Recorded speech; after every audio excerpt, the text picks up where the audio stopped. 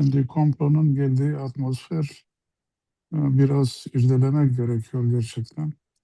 Şimdi bu hareket 30 sene boyunca yani 78'den 2000'e yaklaşırken çok genişledi. Yani bütün Kürdistan'ı sardı, dünyayı sardı. Orta Doğu'yu etkilemeye başladı.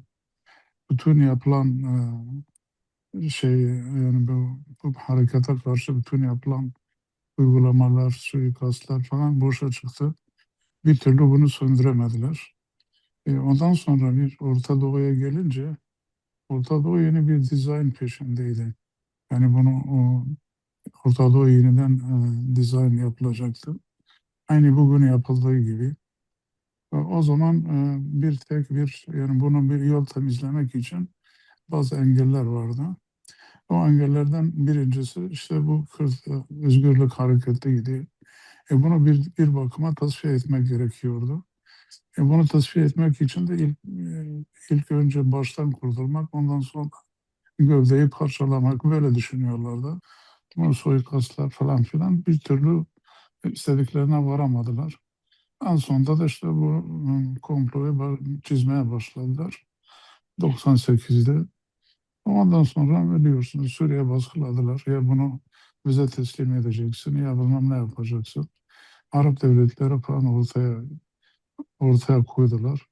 NATO'nun bütün ülkeleri hepsi bunda yani bu komploda ortaktı. Herkesin bir görevi vardı. Türkiye'den fazla. Türkiye tabii istiyordu ama Türkiye edilgen bir durumdaydı. Yani yapacağı bir şey yoktu. Daha önce bütün elinde ne geldiyse yaptı. Bir türlü başaramadı. Onun için bu NATO güçleri ve NATO'nun Gladius'u ortaya koydu. Bütün istihbaratlar falan filan bütün Avrupa'da NATO'nun geldi ve en sonunda bunun hikayesini biliyoruz. Nasıl çıkardıklarını. En sonunda da kalkıp Kenya'da yakaladılar. Götürdüler, İmralı'ya koydular. Ondan sonra işte bu işkence süreci, İmralı süreci başladı. Bugüne kadar geldi. O orada da direndi, yaptı. Hareketi de çeşitli deneyimlerden bunu parçalamak istediler. Ona da başaramadılar. Ve en sonunda da işte bugünkü varıncaya kadar bu kadar savaş falan filan bugüne kadar geldi. Yani bazı yönetimler yani bu Orta Doğu'daki yönetimlere kendi projelerine önünde bir engel teşkil ediyordu. Özellikle bu ulus devletleri falan yani bu mesela Saddam Hüseyin'den kurtarılması, işte kurtulması, bir de Suriye, Başar Esed, bir de Libya falan filan. Bundan kurtulmak istediler. Bunun yerine e, ılımlı İslam diye bir şey getirmeye çalıştılar. Ama şimdi bu değişiklikle beraber şimdi aynı güçler dayanmaya başladılar. Yani bu yeni dizaynda. Yani o ulus devletleri yeniden bu emperyalizmin şeylerinde tekrar kaldı yani yerine koydu. Onun için de onlar da istikrar istiyorlar. İşte bu istikrarı ulus devletler nezdinde bunları yapmak istiyor.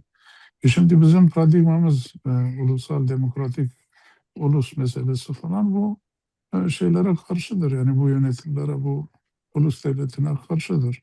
Ayrıca uzun için yani uzun merhale için gelecek için belki de emperyalizmin de ona karşıtlık da temsil ediyor. Yani bu işte komünal sistem, bilmem bizim kuracağımız toplumsal sistem falan onlara da karşıdır. En fazla bu son komplo yapılanlar bu işte buradaki ulus devletlerin çıkarına yapılmış bir şeydir. Yani onları rıza etmek için veya da onların en azından konumunu güçlendirmek için yapılan bir şeydir.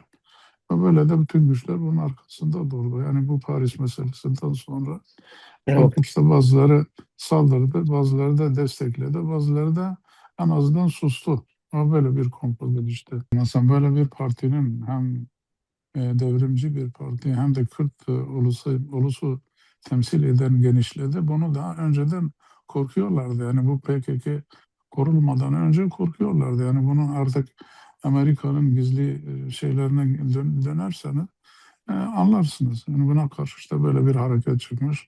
Bütün bütün çıkarlarımızı tehlikeye sokuyor, bilmem ne yapıyor.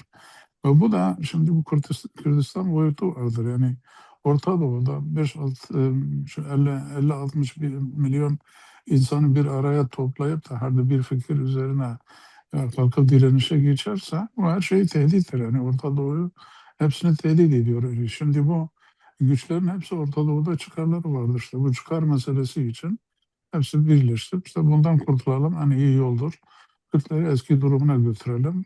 Eski durumda işte sen kullanırsın, parçalarsın, kullanırsın, istediğin zaman atarsın. Böyle bir şey istiyorlardı. Ama bu özgürlük hareketi öyle değildi, yeni bir şeydi. Herkese, her eve girdi, bütün şeylere girdi. Ve Türkiye ne kadar çabaladı bundan kurtulmak için başaramadı. Ve en sonunda işte Gladio dediğimiz şeyin bu NATO'nun oluşumu o devreye girdi. Bunun da herkes var işte. Bütün NATO ülkeleri falan.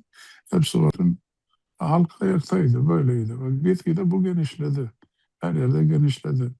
Özellikle bu zindan direnişleri falan şeyde Balkor'da biz takip ediyorduk. Yani gitgide genişledi. Zindanlardan, şuradan, buradan, Avrupa'dan bütün halk ayaktaydı. 15 Şubat zaten olunca siz de biliyorsunuz o zaman 100 kişi civarında falan bunlar kendisini yaktı. Bu tarihte olmamış bir şey. Yani gerçekten çıldırdı ama Kürt halkı yalnızdı. O zaman yalnızdı. Kimse yanında yoktu.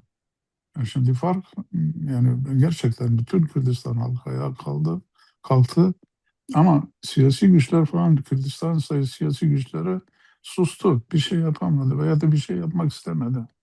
Ama halk nerede bir şey duymuşsa ayaklandı hepsi. Ama dostları da yani bu diğer güçleri de pek önemsemiyordu. Yani Kürtler zaten her gün çıkıyor. Bu da öyleydi. O sırada biliyorum yani bu bütün elçilikler, bu Amerikan elçilikleri falan Avrupa'da tek bir İsrail elçiliği kalkıp gösteri orada önünde gösteri yapanlara kurşun sıktı. 4 şehidimiz oldu o zaman. Onu da biliyorum yani hatırlatmakta yarar var. Ve o zaman başka diğerlere yani çok çeşitli eylemler herkes bazıları hoş gördü, bazıları onları susturmaya çalıştı. Böyle bir süreç yaşadık.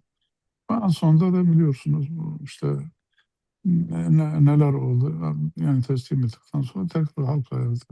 Şimdi o zamanın farkı, bugünkü fark şöyleydi yani bu Rojava meselesinde. Yani demek ki çalışma yapılmış. Uluslararası biraz tanınmış Kürtler direnişi falan.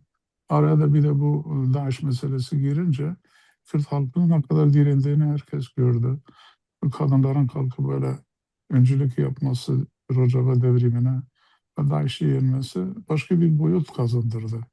Şimdi bunlar da Rojava'da böyle ayağa kalkınca bu daha geniş çapta protestolar oldu. Yani Filipinler'den Kanada'ya kadar Kürt ve dostları hepsi ayaktaydı. Siyasi partiler hepsi birdeydi. Yani hepsi Rojava'nın yanında durdu. Yani daha geniş bir çaptaydı. Çünkü komplo da aynı komploydu. O zaman yani bu Kürt hareketinin başını hedefliyorlardı. Ama şimdi gövdesine hedefliyorlar. Yani burada Rojava'yı da yapmak istiyorlar. Güney'e de geçip yapmak istiyorlar. Bu komplo çok büyük boyutluydu. Onun için direniş de çok fazla, çok direniş çok şey oldu yani çok geniş oldu, çok şanlı oldu. Kürt'ü de böyle severek herkes dostları beraber e, etki yaptı. Şimdi bu artık siyasal partiler, siyasi şeyler, devletlerin karar verenlere bile etkiledi yani. Önderlik zaten hani bu 27 sene önceden şimdiye kadar hep direndi kendisi. Yani kendi direnişiyle ve bir yollarla halk da zaten hepsi ona bağlıydı. Halk da kendi şeylerini yani önderliğinden vazgeçmedi bir türlü. Yani bir kelime, bir görüşme, bir şey onu etkiliyordu. Ve şimdiye kadar da onun yanındaydı. Yani bu önderliğin yanındaydı. Bu böyle unutulmadı. Tabii onların istediği ben hatırlıyorum yani bazı Amerikalılar daha önce yani bu e, 99'da ne dediler? Artık Öcalan şey olacak yani İsa'laşacak yani İsa gibi çarmıha çekildi. Ondan sonra bir tarihte bir hatıra gibi kalacak. Yani böyle düşünüyorlar. Ama gerçekten öyle olmadı. Yani önderlerin oradaki direnişi çeşitli yollarla, çeşitli metodlarla halkına haberleşmesi, şey yapması, önderlik yerine getirmesi halkı ayakta tuttu şimdiye kadar. Onun için yani başta bu önderlerin direnişi, sonra da halk önderlikten vazgeçmemesi. bugünlere kadar getirdi. Halk özgürlüğe susamış, örgütlüğe susamış, kahramanlığa susamış. Yani bütün Kürt tarihine bakarsanız tabii 1800'lerden beri ayaklanmalar olmuş, yerli olmuş, orada olmuş, böyle olmuş. Hep bastırılmış, insan şey yapmış. Böyle ki o hareketler de böyle halk tabanına dayandı değildi. Yani en fazla ya bir şeyhti, ya bir ağaydı, ya bir toplumun ileri geleniydi. Böyle yapıyorlardı. Onun için bu büyüte olmamıştı. O normal kitleler hem bilinçlendi, hem açıldı, hem de bir de baktı ki özgürlüğe muhtaçtır. Bir de Ender'in bu kadar çabalanması, yani binlerce insanlar çıkardı. Binlerce öğrencisi oldu. Binlerce insanlar bunlar ahlakıyla ilk önce yani bu kendi etikleriyle, ahlakıyla kendilerini şeye koydular, yani halk gönlüne koydular. Bir de dürüst olmak yani bazı siyasetçilerimiz oldu ama yalan söylüyorlardı. Halka söz veriyorlardı, yerine getirmiyorlardı. Ama bu yeni hareket öyle değil. Hem cesaret verdi, hem sözünde durma, yalan söylemedi, arkadaşlık ruhu, birlik ruhu. Yani bu halkın için bir umut oldu. Bunu yani bu umudu ekenler, yetiştiren kim? Önderliktir. Onun için halk önderliğe şey yaptı, bağladı. Arkadaşların ahlakıyla, davranışlarıyla, cesaretleriyle arkalarının yapılması falan bunlar hepsi şey oldu. Yani önderlik bunun tohumlarını ekti ve böyle halk böyle yetişti. Yani komplo istediğini başaramadı. Ama bitmedi. Ve hala yani bu e, önderlik emriyle de olduğu sürece demek ki komplo hala devam ediyor. Ve şimdiye kadar da devam ediyor. Bu komplo bitmemiştir. Ama başarıya da ulaşamadı ve artık bundan sonra da başarıya ulaşacağını tahmin etmiyorum. Ama bitmemedi. Yani hala yani önderlik tutuklu kaldığı sürece, önderlik İmralı'da kaldığı sürece bu demek ki komplo hala bitmiş değildir. Bu yani komplonun safhaları vardır. Bu hep konusu söz konusu Orta Doğu'dur. Yani Orta Doğu'da o daha önce yol döşemek için bir ikinci komployu bütün Orta Doğu'yu değiştirmek için o komployu yaptılar. Oradan başladı. Ondan sonra biliyorsunuz Irak, Libya, Suriye falan böyle peş peşe geldi. Şimdi bu komplo yani onu istediğini elde edemediler.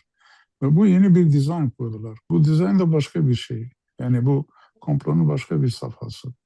Ve bundan da Kürtlerden başlamak istediler.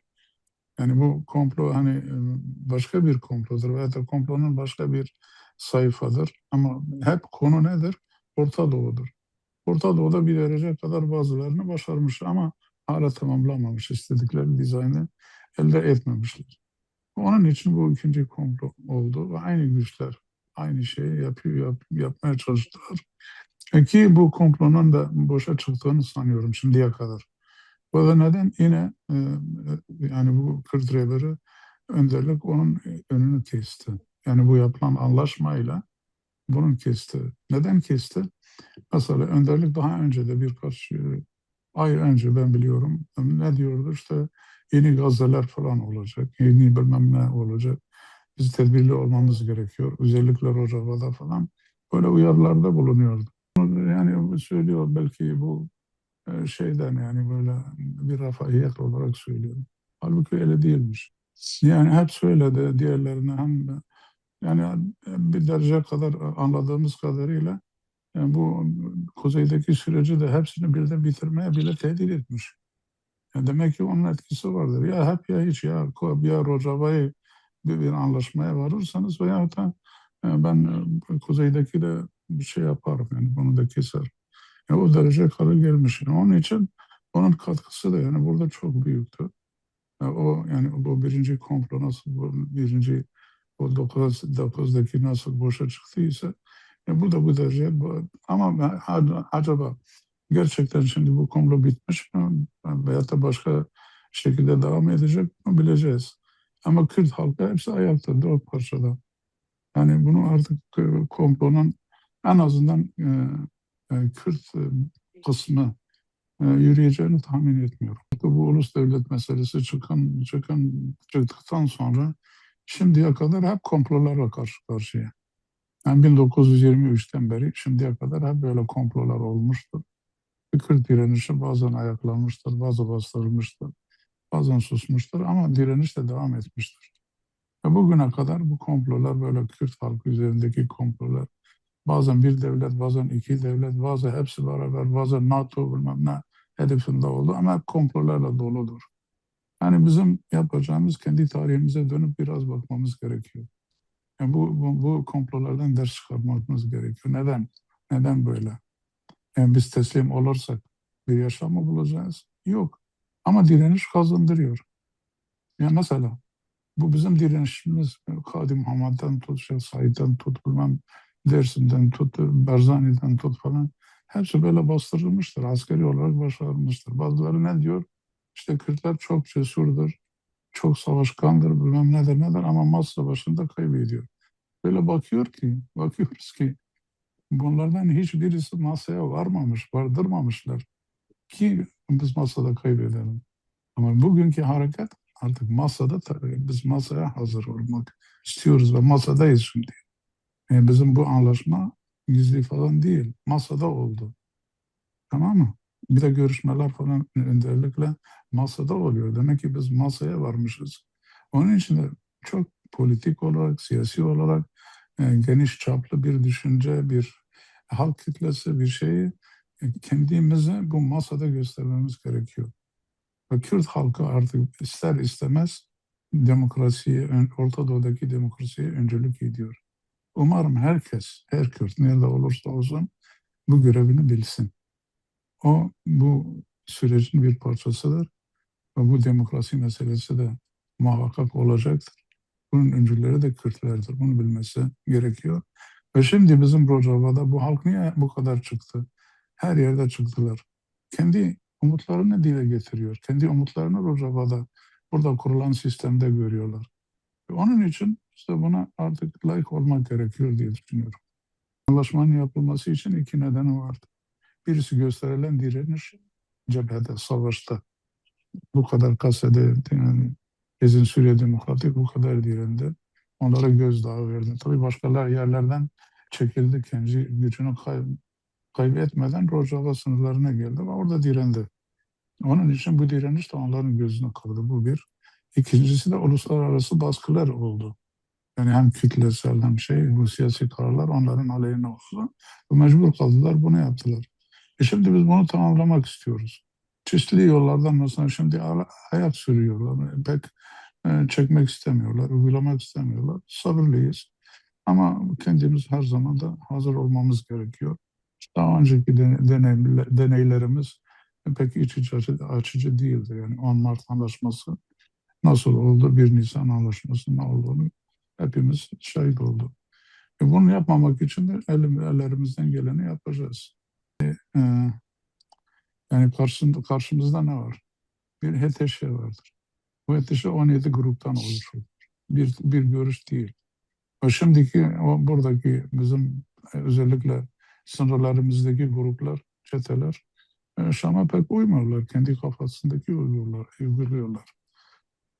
Bunlar en fazla Türkiye destekli olan gruplardır. Yani bu Serikani'de, bilmem şurada, burada.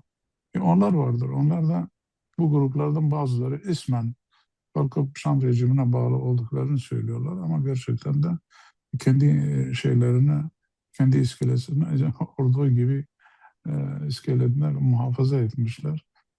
Kendi o adamları beraber hareket ediyorlar.